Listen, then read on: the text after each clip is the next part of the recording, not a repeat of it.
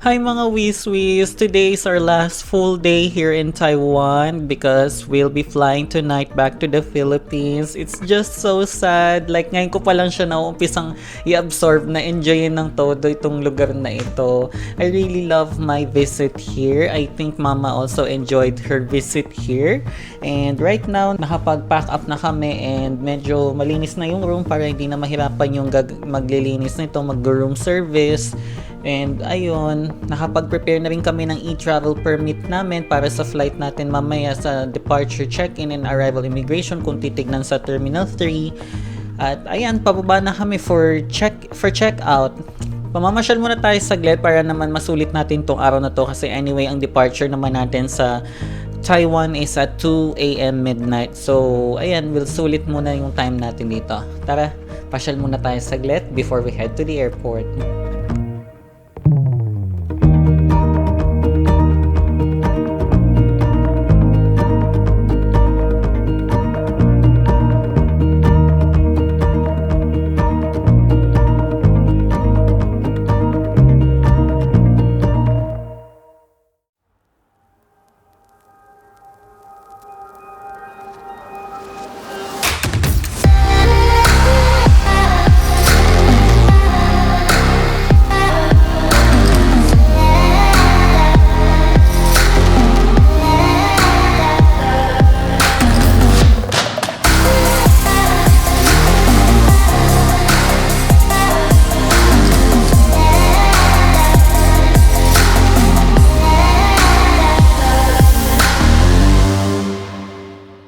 So we're done checking out sa hotel mga Wiswis and nandito kami ngayon sa may Ximen Station.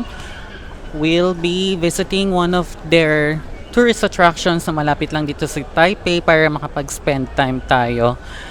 I'm gonna miss the hotel. I really loved our stay dun sa may Hotel Midtown Richardson. Actually, nung tinanong ko si Mama kung ano ba yung kanyang rating para dun sa Hotel Midtown Richardson, Mama? 9. Bakit 9? Kasi maganda, malinis, may food, okay yung service. 'Di ba? Maganda siya mga Wiswis. Medyo pricey siya compared sa ibang hostel dito. Pero for me kasi hindi talaga kami naniniwala sa concept no ano, yung matutulog ka lang naman. Kailangan peacefully matutulugan. Ayan. So, ngayon sasakayin na kami ng train. I'll update you later kapag nakababa na kami kung saan kami pupunta at kung paano kami nakapunta doon.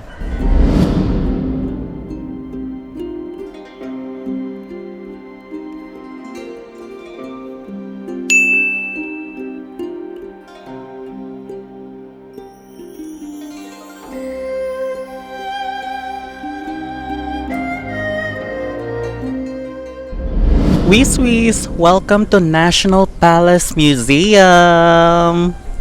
Ano bang meron dito sa napakagandang building na nasa likod ko? Unang-una, this museum itself houses many artifacts na nag-originate pa doon sa mainland China. Just a very, very short history recap mga Wiswis. Actually kasi, di ba, kung babasahin niyo yung history, ang pinaka main na China talaga is itong Taiwan. It's just that nung unang panahon mga Wiswis, syempre yung China na alam natin ngayon is pinamumunuan ng mga dynasty, yung mga Tang, Qing at kung ano-ano pang dynasty. Most of the collections ng mga dynasty na yon is pamana from one after another, and yung pinaka-last na dynasty bago sila napatalsik, which is Qing Dynasty, is ito yung mga collection na nandoon sa may National Palace Museum nung nandun pa yun sa China. Ngayon, syempre, nagkaroon ng mga gera, nagkaroon ng mga gulo. Alam niyo ba yung mga artifacts na yan na nasa loob niyan mismo is nagpalipat-lipat din yan ng location. So, nagkaroon ng pananakop ng Japanese, lumipat yan. Nagkaroon ng Chinese Civil War, lumipat din yan. At ultimately, ito na yung pinaka-home niya ngayon, itong lugar na ito. So ano ba yung makikita niyo dyan? Mostly collections ng Qing Emperor at nung iba pang dynasty na napamanahan ng mga artifacts niya. Mostly mga jade items, mga paintings, calligraphy, poems, at kung ano-ano pang art na talagang importante para sa mga royalty noon. For me, ang pinakamagandang nakita kong artifact dito sa may National Palace Museum is yung parang meat na mukha siyang lechong kawali. I forgot what it's called, but if I can recall, after ko i-research yon, ilalagay ko dyan yung name below. Also yung jaded cabbage, although hindi siya laging available for public viewing gawa ng siguro pinipreserve nila yung pagiging pristine ng item para hindi rin siya masira in time. Ginagawa nila is virtual lang siyang pagkaka-display, but ways hindi ma-describe ng words ko kung gaano siya ka-intricate yung design, kung gaano kaganda, kung gaano ka-detailed. Kasi imagine mo ba to yung jade, di ba? Like, paano nila na-design ng ganun? Paano nila na-carve yung jaded cabbage? So talagang isa yun sa mga mystery dito sa National Palace Museum. Ang tickets natin mga Wiswis is nakuha natin dito sa Klook. Ang ginawa namin once we arrived here is pumasok lang kami dun sa may entrance, and then sa may gitna mismo may staff na mag-assist sa inyo doon. Pakita nyo lang yung Klook barcode ninyo and that's it. Pasok na kagad kayo. Hindi nyo na kailangan pumila, unlike the usual experience ng ibang mga visitor dito sa museum. So how do we get here sa National Palace Museum mga Wiswis?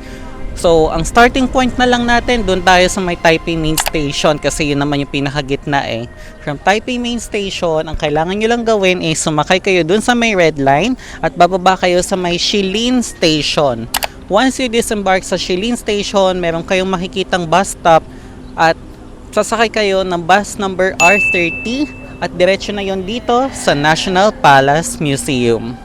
So, ayan mga Wiswis, napasyal ko muna kayo saglit. Dito lang tayo quick tour lang tayo dito sa National Palace Museum kasi mamaya pa ang flight natin gabi and it's already around 2 o'clock. We'll try to find somewhere else to spend the time for the day dito sa ating last day sa Taiwan.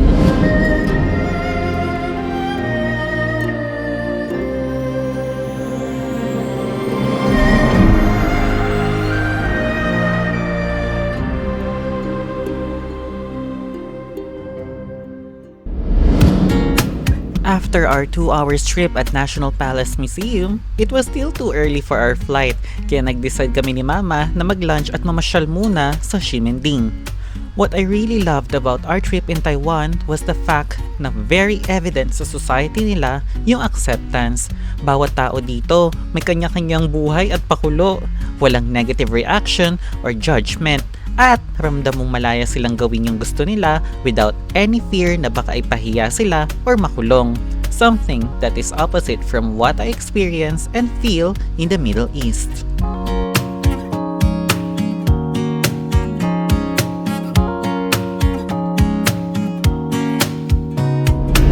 Ayan mga Wiswis, nandito muna ulit kami sa Ximending kasi nga naman ang tagal pa ng flight namin, mamaya pang 2 a.m. Anong oras na pa? Parang wala pang 6 or 6:30 o 6:30 pa lang, haba pa ng oras natin. We're almost 8 hours pa. At ayan, we're killing our time here. Actually kanina nagpunta kaming Don-Don-Ki. I forgot how it's pronounced pero nakakaano doon, nakakatakaw tingin. Parang gusto mo dumampot na kung ano-ano. Ayan, nandito na naman tayo sa famous na Xingfutang. Pero sabi nung tour guide namin, actually mahal daw pala yan. Kaya mapapansin mo, puro tourist lang yung nabili. Pero syempre, di ba, for the experience, kaya tayo pumunta at bumili dyan ng isang araw.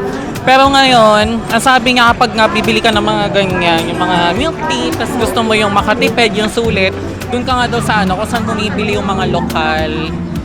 At ayan, nandito pa rin tayo ngayon sa Ximending. Napakasaya dito mga Wiswis.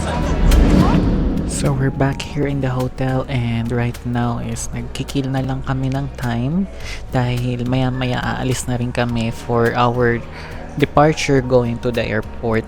Buti na lang tong Hotel Midtown Richardson is pumapayag silang i-keep yung mga baggage ng mga guests after check-out kasi kagaya ng sa Cebu Pacific yung flight is past midnight, so dahil ang checkout time is 11, syempre ayaw mo namang bitbitin yung bagahe mo habang namamasyal ka or naglalakad-lakad sa labas, and as much as possible we are avoiding na mag-drop ng baggage natin or mag-deposit ng baggage dun sa mga locker area kasi syempre sayang naman yung time na binabayaran natin kasi for what I know, oras yung binabayaran dun sa mga train station.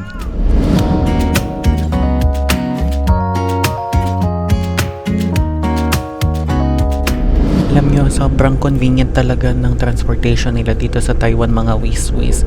Bukod sa sobrang updated na sa Google Maps, yung kanilang bus timings, pati train timings, yung mismong interconnectivity nila within Taiwan itself is sobrang smooth din. Like, literally, ang sinakyan lang namin is train from hotel. Connect lang kami sa Taipei main station at ito na yung Taoyuan Airport train nila. So, sobrang dali, sobrang convenient. Tapos, yung mga stasyon din ng tren was built-in para i-handle yung mga passengers nilang merong mobility barriers, and also para sa mga passenger na may malalaking luggage. So it's a big help, 'di ba? Sana kapag dinidevelop natin yung mga city natin, di natin nakakalimutan yung mga ganitong bagay, kasi para sa lahat din naman na walang naiiwanan, walang nahihirapan sa pagta-travel, 'di ba? Kasi yung mga passenger na naka-wheelchair, mahirapan silang umakyat ng hagdan, o di kaya yung mga may malalaking bagahe nga. So at least malalaki yung meron silang maraming elevator, mabilis. Tapos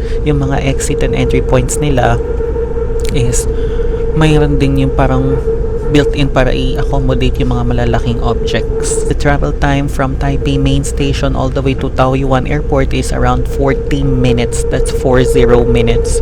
So whenever you're flying, mga Waze, please take into consideration yung timings ninyo, and also at least give yourself 1 hour para sa total commute ninyo, kasi syempre mag-aakit bababa ka sa mga platform para mag-change ng mga train platforms mo, and syempre yung waiting time mo din para dun sa train.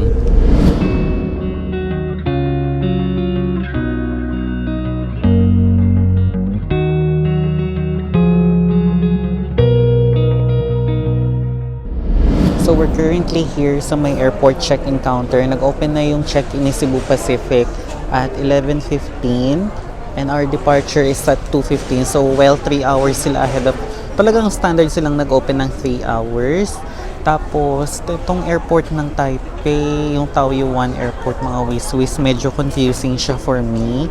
Kahit na ang liit-liit niya, kasi yung signage nila naka-divide into 4 screens, tapos may nakalagay na counter sa taas, and at the same time may counter din na across doon sa flight mo. So na-confuse ako between ano ba, counter number 1 ba kami or counter 12. So pumunta kami doon sa may number 1 kasi puro Pinoy naman yung nandoon nakapila. So I'm assuming na Manila yung flight. Tama naman, Manila siya, pero AirAsia, hindi Cebu Pacific. So nagtanong kami doon sa may security at sabi nga niya counter 12, kasi yung tinitignan ko daw na number 1 is yun pala yung page nung monitor. So ayun, just for your information, ganun pala yung setup dito, mga Waze. So right now nakapila na tayo sa check-in counter at we'll be checking in. For our requirements, we prepared only our boarding pass, passport, and our e-travel registration, yung QR code.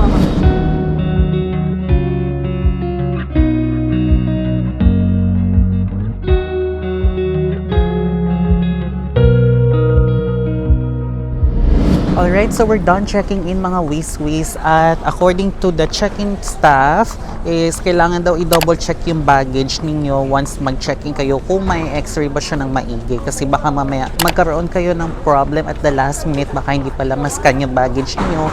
Ang ending is hindi nila i-load, and ultimately hindi siya makakarating dun sa destination natin. So, dinouble check lang namin yung screen, minute lang namin siya na ma-scan ng maigi, maayos, tahimik, and then go na, pumasok na kami sa loob. So, right now, we'll be going to the boarding gates, and I'll update you again later.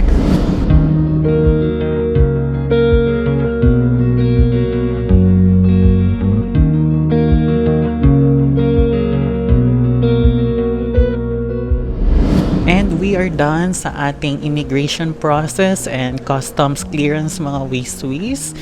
They only opened one customs line dun sa may check nung hand carry since gabi naman na, and I don't think madami ring flights na nag-operate at this time. But in my honest opinion, mga Waze, sa tagal kong nagtatrabaho sa airport, I can say na parang ang liit ng airport nila, parang hindi siya sapat. So kaya siguro may dalawa silang terminal to cater for all the flights. I can only imagine yung chaos dito kapag umaga, kasi parang ang liit talaga nung kabuuan ng airport nila. So right now, we are walking along their hallway after clearing the immigration, And we're headed for the boarding gates. Ang boarding gate natin is B7. I'm not sure anong klaseng boarding gate yon, but for this flight with Cebu Pacific, we'll be using the Airbus 330 aircraft nila, yung pinaka-dense na aircraft sa buong mundo. We are almost near our boarding gate, mga wiswis. Siguro mga 5 minutes walk lang siya from the immigration. Nagkataon lang kasi na mali kami ng way from my understanding, kasi after clearing the immigration, merong left and right path. I thought kasi na isang way lang siya, like the normal procedure or experience ko sa airport. Kaya lang dito pala iba siya, parang fork yung style niya na depende kung saan ang gate mo, doon ka lalabas. So anyway, ayun nga, malapit na tayo sa boarding gate, and unfortunately, as I have expected, since ang flight natin is a red-eye flight, gabing-gabi, madaling araw, most of the airport stores, mga restaurants, pati duty-free is closed at this time.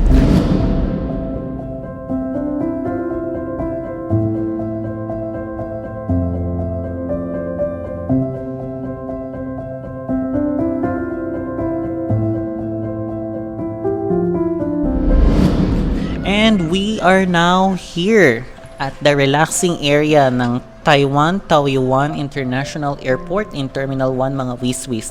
Honestly, I did not expect na may mga pagganito pala itong airport na ito, kasi nga paulit-ulit ako na maliit.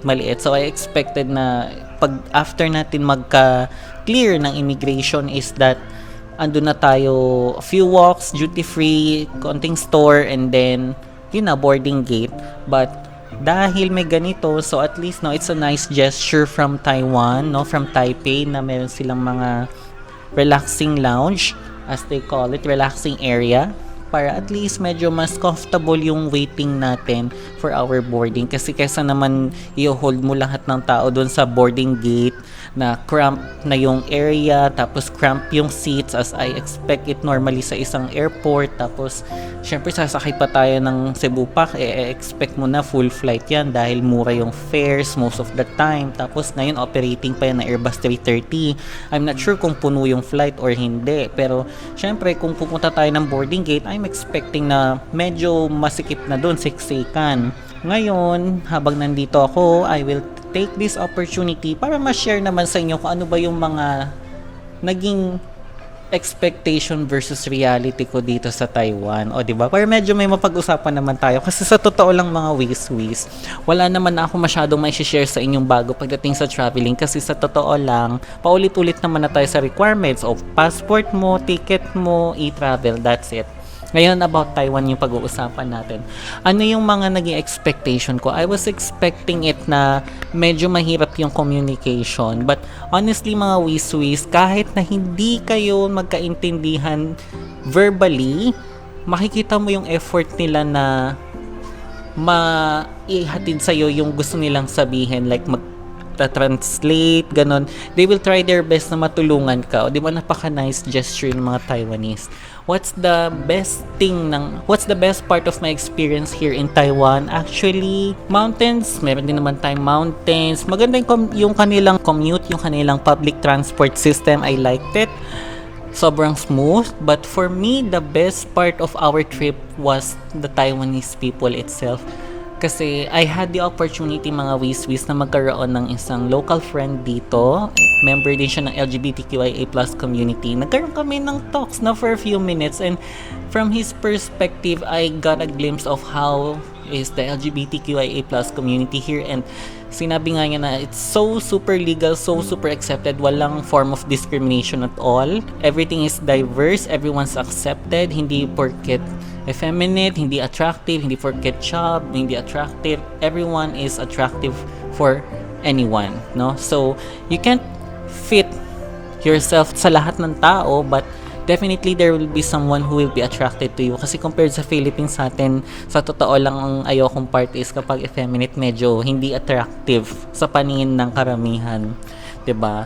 Lagi may mask for mask. But anyway, it's a different topic. And ayun, what I noticed as well kapag nandun kami sa Ximending, napakakulay ng mga tao pagdating sa pananamit. Like, napaka-fashionable. Hindi siya yung basang may masuot kundi makikita mo na may style. Hindi siya yung basang t-shirt, short.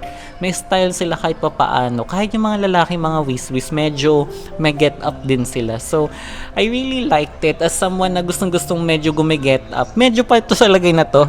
As someone na gustong nag-get up, na-appreciate ko talaga makakita ng mga diverse na pananamit, ng the way na i-express yung sarili. Kasi ako may Swiss, gustong-gusto ko talagang i-express yung sarili ko in colorful means. Kahit na naka-black ako ngayon, but for me, hindi naman ako nakakapagsuot ng sleeveless pag nandun tayo sa buhanginan. Alam nyo na yan. Pero dahil nandito nga tayo sa East Asia, especially Taiwan, which is a very open country, very accepting country, lalo na sa LGBTQIA+ community, I feel normal. Like, nobody will bat an eye on me ko kahit na anong suotin ko. May mapapatingin pero hindi naman nila ipaparamdam sa'yo na pinag-uusapan kanila na funny. Titingin sila tapos okay, ganun. Parang okay. So, move on, ganun. Kasi kapag 'di ba sa ibang lugar, lalo na kapag nandun nga tayo sa buhangin, laging sa buhangin nakakairita kasi. Bibigyan ka kasi ng the looks kaya kahit anong pilit ko maging low-key, is nakakakuha pa rin ako ng unwanted attention. Kaya nga ang ending, ayoko na lang lumabas as much as I can, which is very depressing for me. Ayan, so na-share ko lang sa inyo mga wiswis kasi sobrang mamimiss ko talaga tong Taiwan. If I'm coming back here, definitely yes, but not soon kasi syempre ang tagal din na naging stay namin dito. It's been 6 days. We started from 10 until 16, so mahaba na din ang dami na naming na-experience.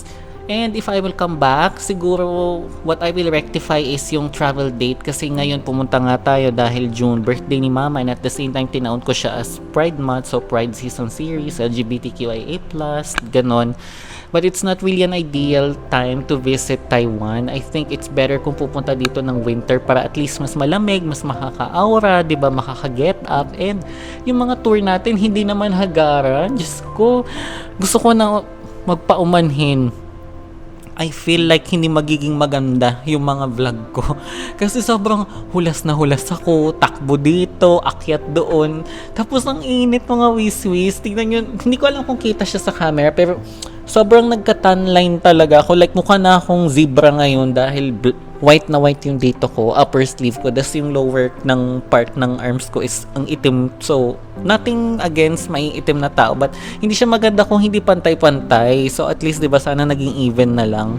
Ayun, so yun lang po yung mga masasabi ko about Taiwan. That's the best part of Taiwan for me is the people. I really love the Taiwanese people. Sobrang I feel at home. I feel accepted. I feel normal. Yun pala yung pinaka-important. I felt normal here. Walang kakaiba. Hindi ko pakiramdam na parang may judgment. Ganun. Parang okay. That's who you are. So be it. Sarap ng ganung feeling, wiswis. Lagi kong pinapangarap yung ganyang pakiramdam. So whenever I visit a country, laging nasa behind my yung nasa likod ng utak ko is iniisip ko, ano ko yung isipin ng mga tao, the way I dress, the way I express myself. But dito wala talaga, as in gusto mo mag-boots dyan ng mataas, bahala ka sa buhay mo. Gusto mo mag-sleeveless, go. Mag-fitted ka, go. Mag-short shorts ka dyan, go. Mag-scarf ka dyan, go. Wala talaga, as in, go lang. Kung anong gusto mo sa buhay, push mo yan. Basta hindi ka nananakit ng kapwa mo, diba? So, sana ganun tayo all over the world, no? Spread the love lang, be accepting, diba? Hindi naman natin kailangan husgahan yung ibang tao kung ano yung kasasaya nila. As long as hindi naman nila tayo sinasaktan, diba? So, ayun, yun lang muna yung masishare ko sa inyo. Medyo mahaba-haba na yung chikahan ko. Baka nakakaantok na tong vlog na to. Kasi ako, honestly, medyo inaantok na din ako. Kanina pa kami gising ng mga 6 o'clock wiswis ng morning. Tapos anong petsa na ngayon? It's 11:30. Naantok-antok na ako. Normally, ganitong time patulog na kami ni Mama sa hotel. Since we still had plenty of time, I decided to take a power nap. Unfortunately, when my alarm set off 5 minutes before our standard boarding time, I was surprised to see in my mobile phone na ang aircraft na gagamitin natin for our flight back to the Philippines was still taxiing to the runway in Manila. So, instead of being frustrated, I just decided to go back to sleep and adjusted my alarm according to my predicted arrival time of the aircraft in Taiwan. Kaya mga wiswis, kapag magbubook kayo ng flight, be sure to leave leave enough time for you to make it to your next flight para di kayo maiwanan ng inyong connecting flight. Shortly after the aircraft arrived, nagulat ako. Wala pang 10 minutes after the last passenger disembarked, nag-start na agad ang boarding. Swiss, welcome aboard the Cebu Pacific A330neo aircraft, the most densest airplane in the world. Despite the number of passengers that this aircraft can carry, para sa akin, may enough pa din namang acceptable legroom para sa ating mga Filipino na may average height. Now, it's time to say goodbye to Taiwan. Usually, I feel sad whenever we are flying out of the country that we visited, pero Taiwan gave me a different emotion. I was so happy with my experiences here, and I really appreciate the Taiwanese people. Taiwan gave me the feeling that everyone deserves to be truly themselves, that love is for everyone, and that hate and bigotry has no place in this world. I learned a lot in their history, and I'm looking forward that as one nation, we can emulate the good conduct of the Taiwanese citizens and their love for their country. To those of you who are planning to visit Taiwan, be prepared to walk a lot and enjoy a lot. Taiwan is indeed a country you must visit. To the Taiwanese people, 谢谢.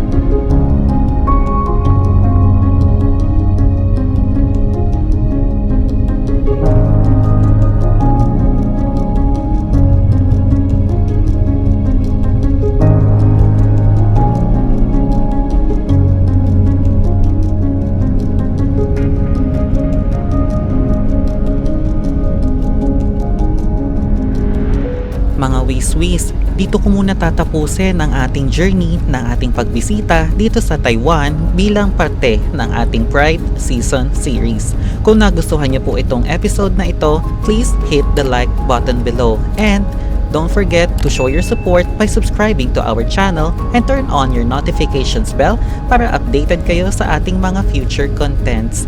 Muli po mga Swiss, ako si Chan, ang inyong kaibigan nasaan ka man, at ipinapaalala sa inyong everyone deserves to have a good friend and no one should be left behind. Marami pong salamat sa inyong pagsama sa akin. Ingat kayong lahat mga Swiss at paalam!